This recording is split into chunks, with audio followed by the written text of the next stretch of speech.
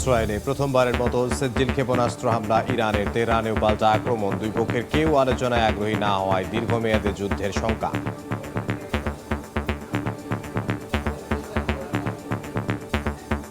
Hormuz প্রণালীতে যুক্তরাষ্ট্র ও মিত্রদের উপর নিষেধাজ্ঞা থাকবে, এই ঘোষণা আব্বাস আরাকচির। জাহাজ চলাচলে নেটোর সহায়তা চাইলেন ট্রাম্প।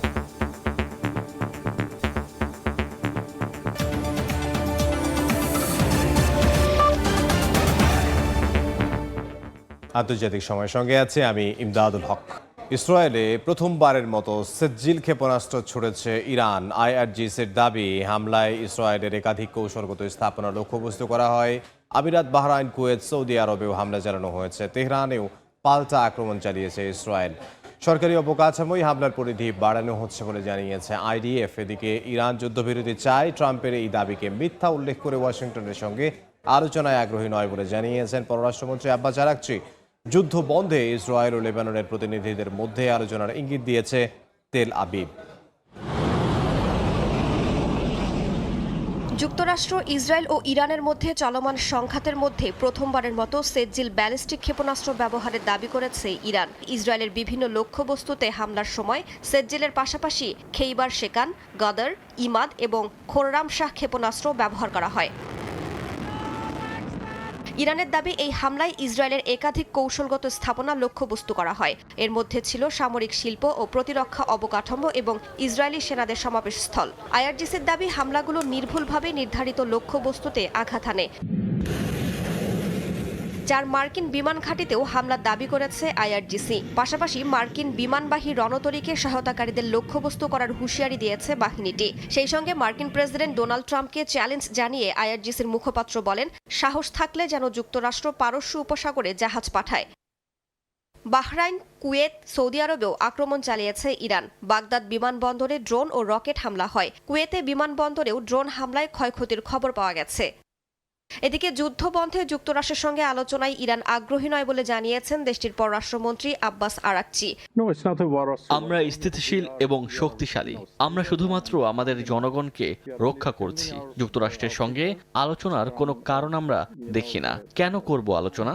কারণ তাদের সঙ্গে আমরা আগেও আলোচনা করেছিলাম, কিন্তু হামলার শিকার হয়েছি। মার্কিনীদের সঙ্গে আলোচনার অভিজ্ঞতা ভালো নয়। ইরানে পাল্টা হামলা অব্যাহত রেখেছে ইসরায়েলও। বিমান হামলায় ইরানের হামেদান শহরে পুলিশ ও সামরিক স্থাপনায় ভয়াবহ ক্ষয়ক্ষতি হয়েছে। লেবাননেও ব্যাপক আক্রমণ চালানো হয়। আগামী কয়েকদিনের মধ্যে ইসরায়েল ও লেবাননের প্রতিনিধিদের মধ্যে যুদ্ধ বন্ধে আলোচনায় বসার ইঙ্গিত দিয়েছে তেল আবিব। রাইসা জান্নাত, সময় সংবাদ। এ নিয়ে আলোচনার জন্য স্টুডিওতে আছেন সহকর্মী ওমর ইনান। ইনান, আপনাকে স্বাগত জানাচ্ছি। ধন্যবাদ ইমদাদ। এই মধ্যপ্রাচ্য সংঘাতের ১৭তম দিন, এই ১৭তম দিনের সবশেষ কি তথ্য যদি সর্বোপরি আমাদেরকে জানাতেন। ইমদাদ, ১৭তম দিনের যদি আমি বলি যে প্রথম দিন আমরা যেমনটা দেখেছিলাম যে যুক্তরাষ্ট্র ইসরায়েল যেভাবে করে ইরানে হামলা চালিয়েছে, আসলে এখনও সেই একই অবস্থা। তবে এর মধ্যে নতুন করে যোগ হয়েছে, আপনি জানেন যে হামলার যে ব্যাপকতা সেটি বেড়েছে এবং যে যুদ্ধের অবস্থানগুলোর পর যে জায়গায় আগে আঘাত করা হচ্ছিল সেটির পরিধিও কিন্তু দিন দিন বাড়ছে। আপনি জানেন নতুন করে লেবাননে ইসরায়েলে হামলা করছে এবং তার মাত্রাও কিন্তু দিন দিন বাড়ছে। আবার একইভাবে ইরানও কিন্তু মধ্যপ্রাচ্যের দেশগুলোতে তাদের হামলা আরও বিস্তৃত করছে। আমরা সবশেষ তথ্যগুলো একটু আগে নজরে দেখে আসি। আমরা যদি দেখি তাহলে ইরান ইসরায়েল সংঘাতের ১৭তম দিনে এসে এখন পর্যন্ত ইরান এবং ইসরায়েলের যে পাল্টাপাল্টি হামলা সেটি অব্যাহত রয়েছে। বেশ করে ইসরায়েল সবশেষ গতকালও ইরানের বিভিন্ন শহরে, একেবারে আমি যদি ধরে বলি যে তেহরান, হামাদান, ইস্পাহানে এর আগেও হামলা হয়েছে। এই অবস্থানগুলোতে মূলত যুক্তরাষ্ট্র হামলা চালিয়েছে এবং যুক্তরাষ্ট্র বলেছে যে এই অবস্থানগুলোতে মূলত ইরানের যে ড্রোন উৎপাদন ক্ষমতা সেটি একেবারেই ধূলিসাৎ করে দেওয়ার দাবি করেছেন মার্কিন প্রেসিডেন্ট ডোনাল্ড ট্রাম্প। পাল্টা ব্যবস্থা হিসেবে আমরা দেখতে পাচ্ছি ইরান দুবাই, বাহরাইন, কুয়েত, কাতার, সংযুক্ত আরব আমিরাত এবং সৌদি আরবে হামলা চালানোর চেষ্টা করেছে এবং বেশিরভাগ জায়গায় দেশগুলো এবং মার্কিন যে বাহিনী রয়েছে তাদের যে ঘাঁটি থেকে সেখান থেকে তাদের ইরানের হামলাগুলো প্রতিহত করে দেওয়ার দাবি করেছে। তবে দুবাইতে একটি হোটেলের আশপাশে আগুন ধরতে দেখা গেছে এবং ফুজেরাতে সেখানে বেশ ক্ষয়ক্ষতির দাবি করা হয়েছে এখন পর্যন্ত ইরানের পক্ষ থেকে বলা হয়েছে। এবং লেবাননে হামলায় মৃত্যুর বেড়ে এখন পর্যন্ত আমরা দেখতে পাচ্ছি ৮৫০। অর্থাৎ ইরানে যেমন আসলে লাফিয়ে যে মৃত্যুর সংখ্যা এবং ইরানে এখন পর্যন্ত ১৪৪৪ জনের মৃত্যুর খবর পাওয়া গেছে। একইভাবে আমরা যদি দেখি লেবাননে, সেখানেও কিন্তু আসলে একই রকম পরিস্থিতি হচ্ছে এবং এ নিয়ে আসলে সামগ্রিকভাবে যখন যুদ্ধ পরিস্থিতি যাচ্ছে তখন এই যুদ্ধ স্বাভাবিকভাবে পরিস্থিতিতে আসলে স্ট্রেইট অফ হরমুজের কি অবস্থা? এখন পর্যন্ত আসলে হরমুজ প্রণালী এক ধরনের অনিশ্চয়তায় আছে, যেটি মার্কিন প্রেসিডেন্ট ডোনাল্ড ট্রাম্প এক ধরনের বলা যায় সেখানে জাহাজ চলাচল স্বাভাবিক করার জন্য তিনি চেষ্টা করে যাচ্ছেন, কিন্তু এটি আসলে এখন এই মুহূর্তে হচ্ছে না। কারণ ইরান কিন্তু এই বিষয়ে খুবই স্পষ্ট অবস্থান জানিয়েছে যে অন্য যে কোনো দেশকে তারা এই হরমুজ প্রণালী ব্যবহার করতে দিলেও যুক্তরাষ্ট্র তাদের মিত্র, অর্থাৎ তাদের যে মিত্রের পতাকাবাহী যে জাহাজগুলো রয়েছে, তেলের ট্যাঙ্কার রয়েছে, জ্বালানি পরিবহনের ট্যাঙ্কার রয়েছে, সেগুলোকে তারা কখনোই পারাপার হতে দিবে না। এ নিয়ে আমাদের হাতে প্রতিবেদন আছে, আমরা সেটি আগে দেখে আসি। মধ্যপ্রাচ্যের কৌশলগত জলপথ হরমুজ প্রণালী নিয়ে বড় ঘোষণা দিয়েছে ইরান। স্থানীয় সময় রোববার দেশটির পররাষ্ট্রমন্ত্রী আব্বাস আরাকচি জানান, এই প্রণালী আন্তর্জাতিক জাহাজ চলাচলের জন্য উন্মুক্ত থাকবে। তবে যুক্তরাষ্ট্র ও তাদের মিত্র দেশগুলোর কোনো জাহাজ এখানে চলাচল করতে পারবে না। লন্ডন ভিত্তিক সংবাদ মাধ্যম আল আরাবি আল জাদিদকে দেয়া সাক্ষাৎকারে তিনি একথা বলেন। আরাকচি জানান, হরমুজ প্রণালী পুরোপুরি বন্ধ নয়, এটি কেবল যুক্তরাষ্ট্র ও মিত্র দেশগুলোর জন্য সীমাবদ্ধ করা হয়েছে। তিনি আরও বলেন, যতদিন পর্যন্ত ইরানের ওপর হামলা চলবে ততদিন এই নীতি বজায় থাকবে। চলমান সংঘাতের মধ্যে ইরানের নিরাপত্তা ও প্রতিরক্ষার স্বার্থেই এই পদক্ষেপ নেওয়া হয়েছে জানান তিনি। বিশ্বের অন্যতম গুরুত্বপূর্ণ জ্বালানি সরবরাহ পথ হরমুজ প্রণালী দিয়ে প্রতিদিন বিপুল পরিমাণ তেল ও তরলীকৃত প্রাকৃতিক গ্যাস বা এলএনজি পরিবহন হয়। সাম্প্রতিক সংঘাতের জেরে এই পথে সরবরাহ ব্যাহত হওয়ায় বৈশ্বিক জ্বালানি বাজারে উদ্বেগ তৈরি হয়েছে। বার্তা সংস্থা রয়টার্স জানায়, এই প্রণালী দিয়ে তেল পরিবহনে বিঘ্ন আগের সব রেকর্ড ছাড়িয়েছে। এদিকে যুক্তরাষ্ট্রের আহ্বানের পর মিত্রদের সঙ্গে সমন্বয় করে জ্বালানি পথ সুরক্ষার সম্ভাবনাও খতিয়ে দেখছে লন্ডন। ব্রিটিশ জ্বালানি সচিব এড মিলিব্যান্ড বিবিসিকে দেয়া এক সাক্ষাৎকারে বলেন, আন্তর্জাতিক জাহাজ চলাচলের জন্য এই প্রণালীর নিরাপত্তা নিশ্চিত করা অত্যন্ত গুরুত্বপূর্ণ। তবে কী ধরনের পদক্ষেপ নেওয়া হবে তা নিয়ে বিস্তারিত কিছু বলতে রাজি হননি তিনি। যুক্তরাষ্ট্রের প্রেসিডেন্ট ডোনাল্ড ট্রাম্প সামাজিক যোগাযোগ মাধ্যমে এক পোস্টে বিভিন্ন দেশকে হরমুজ প্রণালীর নিরাপত্তা নিশ্চিত করতে যুদ্ধজাহাজ মোতায়েনের আহ্বান জানিয়েছেন। চীন, ফ্রান্স, জাপান, দক্ষিণ কোরিয়া ও যুক্তরাজ্যের নাম উল্লেখ করে তিনি বলেন, এসব দেশের তেল সরবরাহ এই পথের ওপর নির্ভরশীল, তাই নিরাপত্তা নিশ্চিত করা তাদেরও দায়িত্ব। তবে এখন পর্যন্ত কোনো দেশই তাৎক্ষণিকভাবে যুদ্ধজাহাজ পাঠানোর ঘোষণা দেয়নি। অর্জিতা শেহজিন, সময় সংবাদ। ইমদাদ, হরমুজ নিয়ে মোটামুটি এক ধরনের ট্রাম্পের অসহায়ত্ব কিন্তু আমরা দেখেছি। আপনি যদি বলেন যে অসহায়ত্ব কিভাবে, আসলে ডোনাল্ড ট্রাম্প বলেছেন যে এই হরমুজ প্রণালী দিয়ে তাদের জাহাজগুলো চলাচলের জন্য আসলে যে ধরনের ব্যবস্থা নেওয়া দরকার সেগুলো তারা নিবে, কিন্তু তিনি অনুরোধ করেছেন ন্যাটোকে, অর্থাৎ পশ্চিমা যে সামরিক জোটটি সেই ন্যাটোকে। তো ন্যাটোর পক্ষ থেকে এখন পর্যন্ত এ বিষয়ে সুনির্দিষ্ট আসলে কোনো ব্যাখ্যা দেওয়া হয়নি, তারা আসলে কাজ করবে কিনা। এর মধ্যে এই ট্রাম্প দাবি করেছেন যে তিনি ইরানের সঙ্গে আলোচনা করতে চান, কিন্তু ইরান আসলে রাজি হচ্ছে না। তিনি পদে পদে কিন্তু তার ভুল পাল্টাচ্ছেন, অবস্থান পাল্টাচ্ছেন। প্রথমে বলেছেন যে তিনি ইরান আসলে আলোচনা করতে চাচ্ছে না, কিন্তু যুক্তরাষ্ট্র যাচ্ছে। সবশেষ তিনি আবার বললেন যে ইরান আসলে আলোচনায় না, যুক্তরাষ্ট্র এই মুহূর্তে আলোচনায় যেতে চাচ্ছে না, বরং তার যে লক্ষ্য সেগুলো তিনি পূরণ করতে চান। এই সংক্রান্ত পাল্টাপাল্টি অভিযোগ আছে যে আসলে কি আসলে আলোচনা করতে চায়। ইরানও কিন্তু বলছে যে আসলে না, তারাও আসলে আলোচনা যেতে চায় না। আব্বাস আরাকচি যেটি বলেছেন, একদম আব্বাস আরাকচি যেটি বলেছেন। এ নিয়ে আমাদের হাতে প্রতিবেদন আছে, আমরা সেটি আগে দেখে আসছি। স্থানীয় সময় রোববার ফ্লোরিডা থেকে ওয়াশিংটন যাওয়ার পথে এয়ারফোর্স ওয়ানে সাংবাদিকদের সঙ্গে কথা বলেন মার্কিন প্রেসিডেন্ট ডোনাল্ড ট্রাম্প। এ সময় ইরান ইস্যুতে বিভিন্ন প্রশ্নের উত্তর দেন তিনি। ট্রাম্প দাবি করেন ইরান আলোচনা করতে মরিয়া হয়ে আছে, তবে সমঝোতা করতে যা প্রয়োজন তা করার জন্য ইরান প্রস্তুত না বলে মনে করেন তিনি। তারা খুবই মরিয়া হয়ে আলোচনা করতে চায়, কিন্তু আমার মনে হয় যা করা প্রয়োজন সেটা করার জন্য এখনও তারা প্রস্তুত নয়। তবে আমার বিশ্বাস একসময় তারা প্রস্তুত হবে। যুক্তরাষ্ট্র ইরানের ড্রোন তৈরির স্থাপনায় আঘাত করেছে বলে দাবি করেন তিনি। এ সপ্তাহে ইরানের প্রধান তেল রফতানি কেন্দ্র খার্ক দ্বীপে আবারও হামলার হুমকি দিয়েছেন মার্কিন প্রেসিডেন্ট। ইরানের কাছে খুব কম ক্ষেপণাস্ত্র আছে বলেও দাবি করেন তিনি। ইরানের হাতে এখন খুব অল্প সামরিক শক্তি অবশিষ্ট আছে, তাদের ক্ষেপণাস্ত্রের সংখ্যাও অনেক কমে গেছে। আমরা তাদের উৎপাদন সক্ষমতাও প্রায় ধ্বংস করে দিয়েছি। তারা বেশ শক্ত প্রতিপক্ষ, তাদের ড্রোনের সংখ্যাও কমে গেছে। আমরা ড্রোন তৈরির কারখানাগুলোতেও হামলা শুরু করেছি। হরমুজ প্রণালী সুরক্ষিত করতে ন্যাটো মিত্রদের সঙ্গে কথা বলেছেন ট্রাম্প। প্রণালীতে জাহাজগুলোকে রক্ষায় মিত্রদের সহায়তার আহ্বান জানান তিনি। এছাড়া ট্রাম্প জোর দিয়ে বলেন উপসাগরীয় তেলের উপর নির্ভরশীল দেশগুলোর এ প্রণালী রক্ষার দায়িত্ব রয়েছে। আমি চাই দেশগুলো এগিয়ে এসে নিজেদের স্বার্থই রক্ষা করুক, কারণ এখান থেকেই তারা তাদের জ্বালানি পায়। আমাদের হয়তো সেখানে থাকারই প্রয়োজন নেই, কারণ আমাদের নিজেদেরই প্রচুর তেল রয়েছে। আমরা বিশ্বের 1 নম্বর তেল উৎপাদক।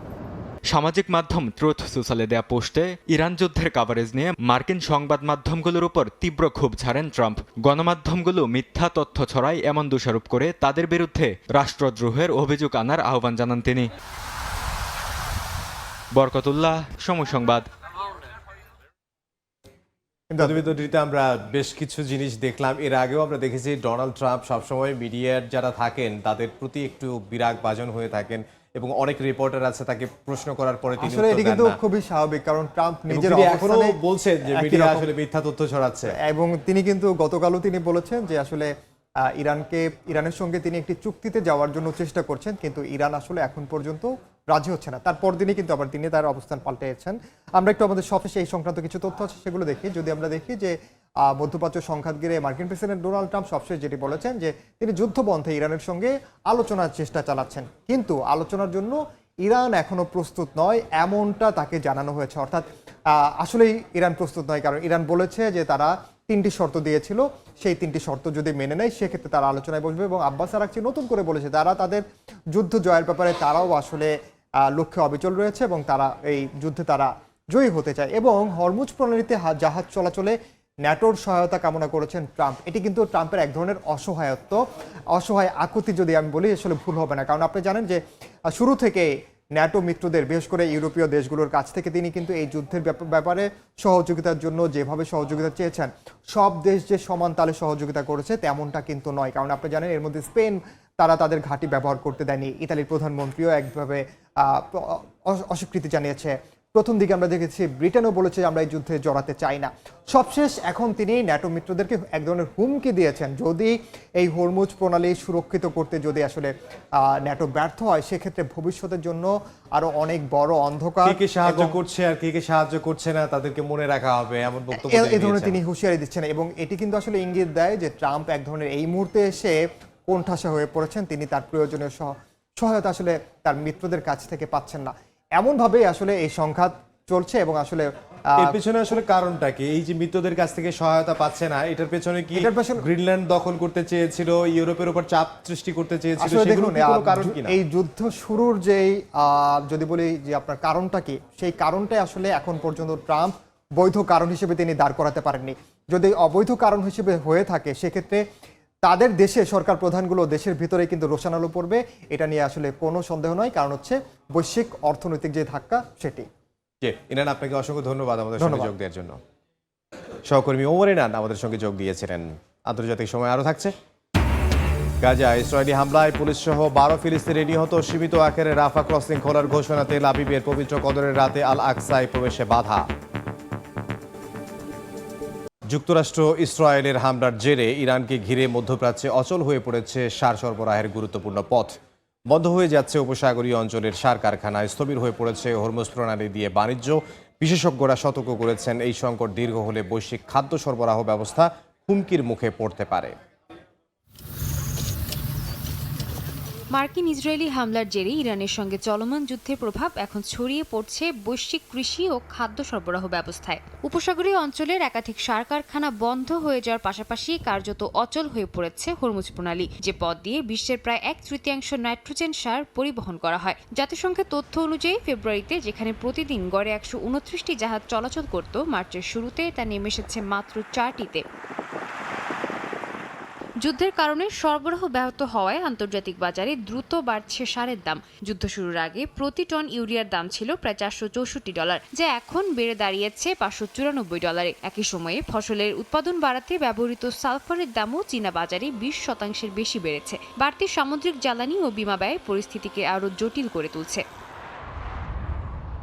গালফ অঞ্চলের গ্যাস সরবরাহ ব্যাহত হওয়ায় বিশ্বের অন্যান্য সার কারখানাও উৎপাদন কমাতে বাধ্য হচ্ছে। কাতার তরলীকৃত প্রাকৃতিক গ্যাস উৎপাদন বন্ধ করায় বৈশ্বিক এলএনজি সরবরাহের প্রায় 20% বাজার থেকে হারিয়ে গেছে। এর ফলে ভারতের ইউরিয়া উৎপাদকরা উৎপাদন কমাতে শুরু করেছে, এমনকি কিছু কারখানা বন্ধের আলোচনাও চলছে।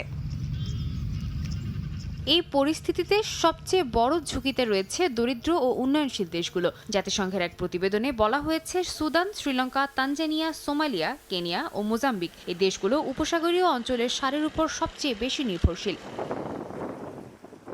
তবে সংকটে লাভবান হচ্ছে কিছু বড় রপ্তানিকারক দেশ। রাশিয়া ও বেলারুশ মিলিয়ে বিশ্ব সারের প্রায় 20% রপ্তানি করে। ইউরোপীয় ইউনিয়ন রাশিয়ার উপর শুল্ক আরোপ করলেও মস্কো তাদের রপ্তানি ঘুরিয়ে দিয়েছে ব্রিক্স দেশগুলোর দিকে। 2021 থেকে 2024 সালের মধ্যে এই দেশগুলোতে রুশ সারের রপ্তানি প্রায় 60% বেড়েছে, যার ফলে রাশিয়ার কৃষি ও খাদ্য খাতে নতুন ধনী শ্রেণীর উত্থান ঘটছে। এদিকে সংকট নিরসনে এখনো স্পষ্ট কোনো পরিকল্পনা দেয়নি ওয়াশিংটন। তবে ইরান যুক্তরাষ্ট্র যুদ্ধ চলতে থাকলে হরমুজ প্রণালী দিয়ে বাণিজ্য কার্যত অচলই থাকবে বলে মনে করছেন বিশ্লেষকরা। পাশাপাশি বিশেষজ্ঞদের মতে এই সার না থাকলে বিশ্বের প্রায় অর্ধেক খাদ্য উৎপাদনই ঝুঁকিতে পড়বে। সাদিয়া তাসনিম, সময় সংবাদ। পবিত্র লাইলাতুল কদরের রাতে জেরুজালেমের আল আকসা মসজিদ প্রাঙ্গণে ছিল প্রায় জনশূন্য। ইসরায়েলি কর্তৃপক্ষ প্রবেশে বিধিনিষেধ আরোপ করায় হাজারো ফিলিস্তিনি মুসল্লি পুরনো শহরের বাইরে রাস্তায় নামাজ আদায় করেন। দামেস্ক গেট সহ আশপাশের এলাকায় জড়ো হয়ে তারা ইবাদতে অংশ নেন। চলমান যুদ্ধ পরিস্থিতির কারণেই এই সিদ্ধান্ত নেওয়া হয়েছে বলে জানায় ইসরায়েলি পুলিশ। সবাইকে নির্দেশনা মেনে চলার আহ্বান জানানো হয়েছে। রমজানের সময় সাধারণত প্রতি রাতে এবং জুমার দিনে হাজারো ফিলিস্তিনি মুসল্লি আল আকসা ইবাদতে অংশ নেন। তবে যুক্তরাষ্ট্র, ইসরায়েল ও ইরানের চলমান সংঘাতের মধ্যে বড় সমাবেশে বিধিনিষেধ আরোপ করায় গত কয়েকদিন ধরেই মসজিদ প্রাঙ্গণ প্রায় ফাঁকা দেখা যাচ্ছে।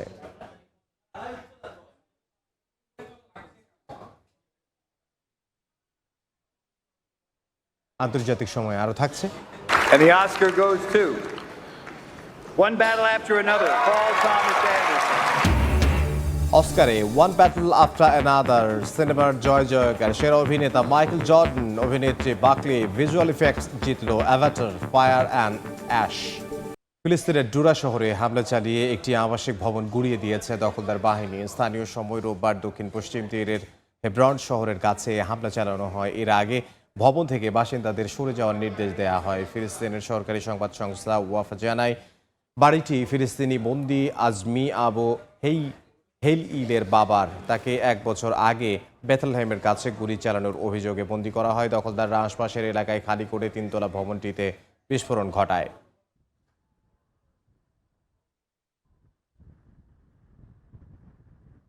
সচিবালয়ে যেতে চাই মুহূর্তে সচিবালয়ে ব্রিফিং করছেন শিক্ষামন্ত্রী আনম এহসানুল হক মিলন। এটা কি আপনি জানেন? 5 থেকে 8 পর্যন্ত পড়া, 8 থেকে 10 পর্যন্ত পড়া, ইটস এ সাপোর্ট। তাহলে না, আপনি যেটা বলছেন যে আমরা পরীক্ষা নির্ভর হচ্ছে, ইটস অ্যাবসলিউটলি রং। আমাদের প্রজেক্টগুলোতে আমরা ক্লাসরুম শিক্ষার পদ্ধতিটাকে আমরা আনছি, কিন্তু পরীক্ষা তো আমরা এই মুহূর্তে বাদ দিতে পারবো না। আপনাকে এটাও স্মরণ করতে হবে, এই সরকার এসছে 12ই ফেব্রুয়ারি, 8ই ফেব্রুয়ারি আমরা শপথ গ্রহণ করেছি। তাই বলে আমরা তো 1 বছর পিছিয়ে যেতে পারি না, উই মাস্ট কন্টিনিউ। তাহলে বর্তমান প্রথাটাকে নিয়ে আমরা সামনে দিয়ে এগোতে হবে।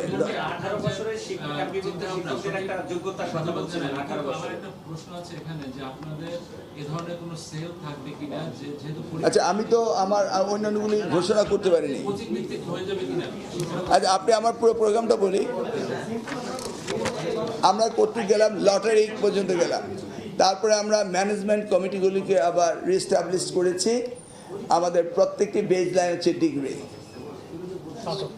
স্নাতক, যেটা আমরা গ্র্যাজুয়েশন লেভেল বলি। সেটা আমাদের কলেজে, স্কুলে, কলেজগুলো মানে ইন্টারমিডিয়েট কলেজ, ডিগ্রি কলেজগুলো আমরা এখন নেই, ইন্টারমিডিয়েট কলেজ, স্কুল, মাদ্রাসা এবং প্রাইমারি, প্রত্যেকটির বেজ লাইন হলো ডিগ্রি লেভেল, অর্থাৎ স্নাতক থাকতে হবে। এটা প্রত্যেকটা বেজ লাইন। তারপরে কমিটি যেভাবে ফরমেশন সিস্টেম রয়েছে, সেই ফরমেশন সিস্টেমে আমরা আসছি। আর কোনটা বাকি আছে?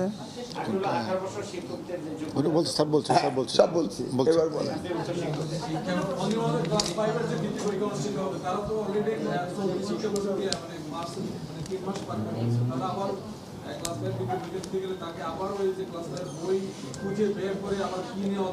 It's not mandatory, যারা পারবে না তারা আসবে না। It's not mandatory, optional. আপনি বৃত্তি দিতে চান দেন, না দিতে নাই, অপশনাল। এই প্রশ্নের উত্তর যারা পারবে না তারা দিবে, আমি এই প্রশ্নের উত্তর দেব না। আমি অপশন দিলাম, those who are interested come please, we will help you. সরাসরি ছিলাম সচিবালয়ে, বক্তব্য রাখছেন শিক্ষামন্ত্রী আনম এহসানুল হক মিলন। তার বক্তব্যের পুরো অংশ দেখতে ভিজিট করুন সময় টিভির ফেসবুক পেজে। জমকালো আয়োজনে পর্দা নামল বিশ্ব চলচ্চিত্রের সবচেয়ে মর্যাদাপূর্ণ পুরস্কার অস্কারের ৯৮তম আসরের। হলিউডের ডলবি থিয়েটারে তারকার মেলায় এবার আয়োজক পল টমাস অ্যান্ডারসনের ওয়ান ব্যাটল আফটার অ্যানাদার সিনেমার যুক্তরাষ্ট্রের অভিবাসন ও দুর্নীতির গল্পে নির্মিত এই ছবিটি একাই পেয়েছে ৬টি পুরস্কার। এবার সেরা অভিনেতার পুরস্কার জিতেছেন মাইকেল বি জর্ডান, আর অভিনেত্রীর পুরস্কার গেছে জেসি বাকলির ঝুলিতে। লস অ্যাঞ্জেলেস থেকে লস্কর আল মামুনের রিপোর্ট। সারা বিশ্বের চলচ্চিত্র প্রেমীদের নজর ছিল যুক্তরাষ্ট্রের লস অ্যাঞ্জেলেসের চিরচেনা ডলবি থিয়েটারের দিকে। তারকায় ঠাসা হলিউড এদিন হয়ে ওঠে বিশ্ব বিনোদনের কেন্দ্রবিন্দু। লাল গালিচায় প্রিয় তারকাদের এক ঝলক দেখতে ভক্তদের বাঁধ ভাঙা উচ্ছ্বাস আর মুহুর্মুহুর করতালিতে মুখরিত হয়ে ওঠে চারপাশ। কে হাসবেন শেষ হাসি, আর কার হাতে উঠবে সোনালী ট্রফি, সেই প্রতীক্ষার প্রহর শেষ হলো বর্ণিল এই আয়োজনে। And the Oscar goes to One Battle After Another. এবারের আসরের মধ্যমণি হয়েছিল ওয়ান ব্যাটল আফটার অ্যানাদার চলচ্চিত্র। টমাস পিনসনের উপন্যাস ভাইনল্যান্ড থেকে অনুপ্রাণিত হয়ে সিনেমাটি নির্মাণ করেছেন পল টমাস অ্যান্ডারসন। যুক্তরাষ্ট্রের অভিবাসন, সংকট, দুর্নীতি আর শ্বেতাঙ্গ আধিপত্যের মতো কঠিন বাস্তবতাকে সেলুলয়েডে ফুটিয়ে তুলে চমক দেখিয়েছে এই সিনেমাটি। সেরা চলচ্চিত্র আর সেরা নির্মাতা সহ মোট ৬টি বিভাগে পুরস্কার জিতে রাজকীয় জয় ছিনিয়ে নিয়েছে পল টমাসের এই অনন্য সৃষ্টি। The Oscar goes to Michael B. Jordan. সেরা অভিনেতার পুরস্কার জিতে চমকে দিয়েছেন Michael B Jordan. Horror cinema Sinners এ দ্বৈত চরিত্রে অভিনয় করে এই কীর্তি গড়লেন তিনি। অন্যদিকে সেরা অভিনেত্রীর মুকুট পরে ইতিহাস গড়েছেন আইরিশ তারকা জেসি বাকলি। হ্যামলেট সিনেমায় অনবদ্য অভিনয়ের স্বীকৃতি হিসেবে প্রথম আইরিশ অভিনেত্রী হিসেবে অস্কার জিতলেন তিনি। এছাড়া পার্শ্ব চরিত্রে সেরা অভিনেতার পুরস্কার জিতেছেন বর্ষিয়ান অভিনেতা শন পেন এবং সেরা পার্শ্ব অভিনেত্রী হয়েছেন অ্যামি ম্যাডিগান। সেরা আন্তর্জাতিক সিনেমার মর্যাদা পেয়েছে নরওয়ের সেন্টিমেন্টাল ভ্যালু। অ্যানিমেশন বিভাগে বাজিমাত করেছে নেটফ্লিক্সের রেকর্ড গড়া কে পপ ডেমল হান্টার্স। এছাড়া সেরা মৌলিক চিত্রনাট্য ও সঙ্গীতের পুরস্কার গেছে রায়ান কুগলারের সিনার্সের ঝুলিতে। সেরা তথ্যচিত্র হিসেবে জয়ী হয়েছে মিস্টার নোবডি অ্যাগেনস্ট পুতিন। এছাড়া সেরা ভিজুয়াল ইফেক্টসের পুরস্কার জিতেছে জেমস ক্যামেরনের অ্যাভাটার ফায়ার অ্যান্ড অ্যাশ সিনেমাটি। লস্কর আল মামুন, সময় সংবাদ, হলিউড, লস অ্যাঞ্জেলেস, যুক্তরাষ্ট্র। ভারতের উড়িষ্যার একটি সরকারি হাসপাতালে ভয়াবহ অগ্নিকাণ্ডে অন্তত ১০ রোগীর মৃত্যু হয়েছে। স্থানীয় সময় সোমবার ভোরে উড়িষ্যার কটকের সরকারি এসসিবি মেডিকেল কলেজ ও হাসপাতালের ট্রমা কেয়ার আইসিইউতে আগুন লাগে। রোগীদের উদ্ধার করতে গিয়ে দগ্ধ হয়েছেন অন্তত ১১ জন হাসপাতাল কর্মী। খবর পেয়ে দ্রুত ঘটনাস্থলে একাধিক ফায়ার সার্ভিসের ইউনিট পৌঁছে উদ্ধার তৎপরতা শুরু করে। রোগীদের অন্য বিভাগে সরিয়ে নেওয়া হয়। উড়িষ্যার মুখ্যমন্ত্রী জানান মোট ২৩ জন রোগীকে অন্য ওয়ার্ডে স্থানান্তর করা হয়েছে। এর মধ্যে ৭ জন রোগী আইসিইউ থেকে সরানোর সময় মারা যান এবং পরে আরও ৩ জনের মৃত্যু হয়। নিহতদের পরিবারকে ২৫ লাখ রুপি করে ক্ষতিপূরণ দেওয়ার ঘোষণা দেওয়া হয়েছে। ঘটনার কারণ অনুসন্ধানে বিচার বিভাগীয় তদন্তের নির্দেশ দেওয়া হয়।